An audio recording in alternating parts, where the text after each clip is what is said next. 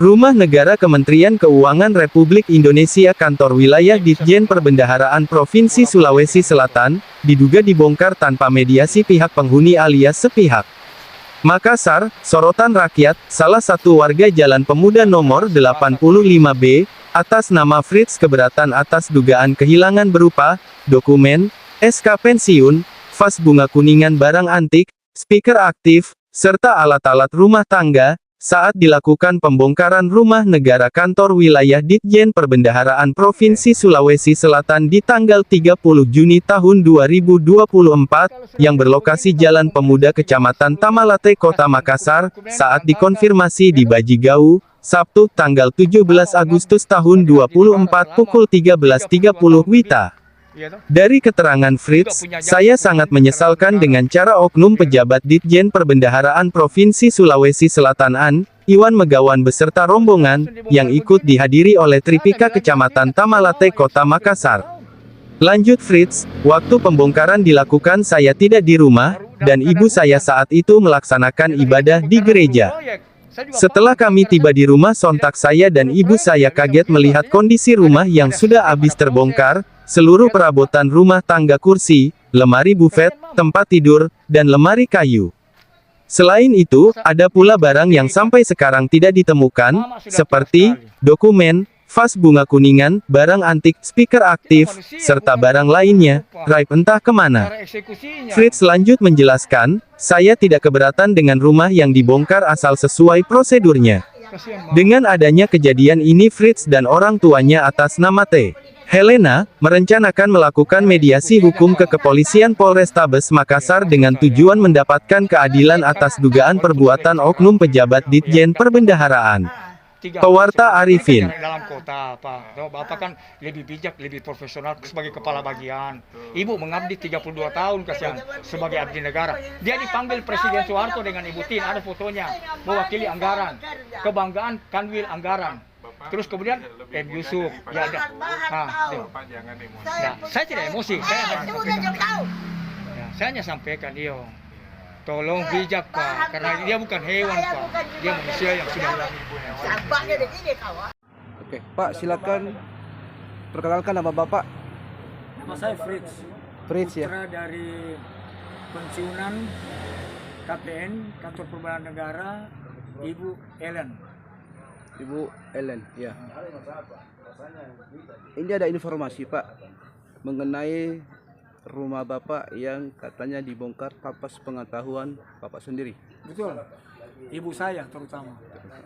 Itu kejadiannya pada tanggal 30 Juni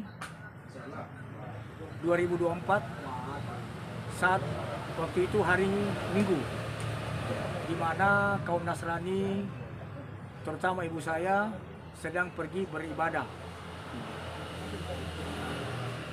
Lanjut. Lanjutkan.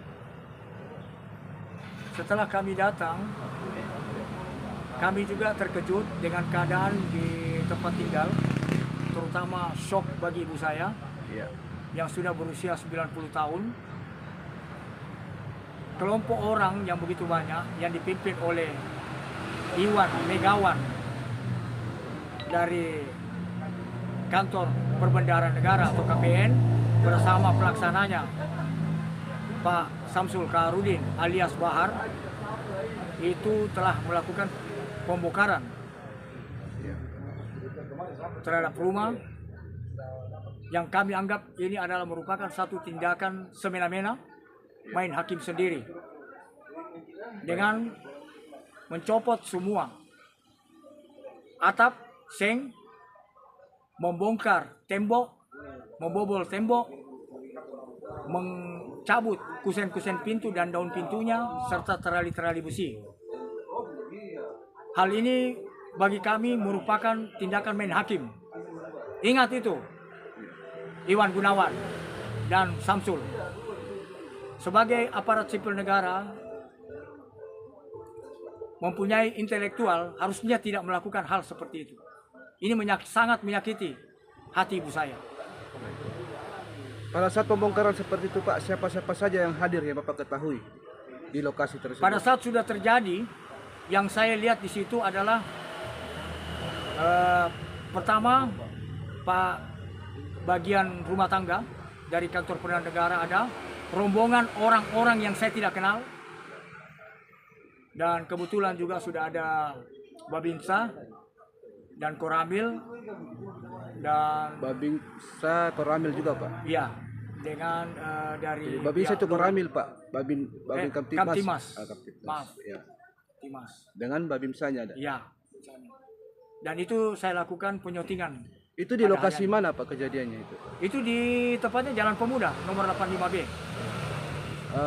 Selain dari seng apa semua, apa saja kerugian Bapak yang Bapak alami Pak? Akibat daripada perlakuan sepihak main hakim sendiri, pengerusakan ini, otomatis barang-barang yang ada dalam rumah, ya, pertama kursi tamu, lemari-lemari kayu, buffet, itu tempat tidur rusak diakibatkan kejatuhan material. Terus tindakan apa yang Bapak lakukan setelah itu Pak? Saat itu saya langsung sampaikan bahwa saya tidak bisa menunggu karena saya juga punya tugas lain. Jadi saya tinggalkan. Keesokan harinya baru saya mengambil sikap untuk pergi kantor perdana negara menyampaikan bahwa barang-barang itu seharusnya diberikan waktu supaya kita bisa nge-packing dan untuk mengurangi resiko barang-barang hilang. Karena malam harinya itu hujan keras. Dokumen, baju-baju sudah tidak bisa lagi kami pikirkan. Keesokan harinya baru kita bisa lakukan apa yang bisa kita lakukan. Tetapi malamnya lagi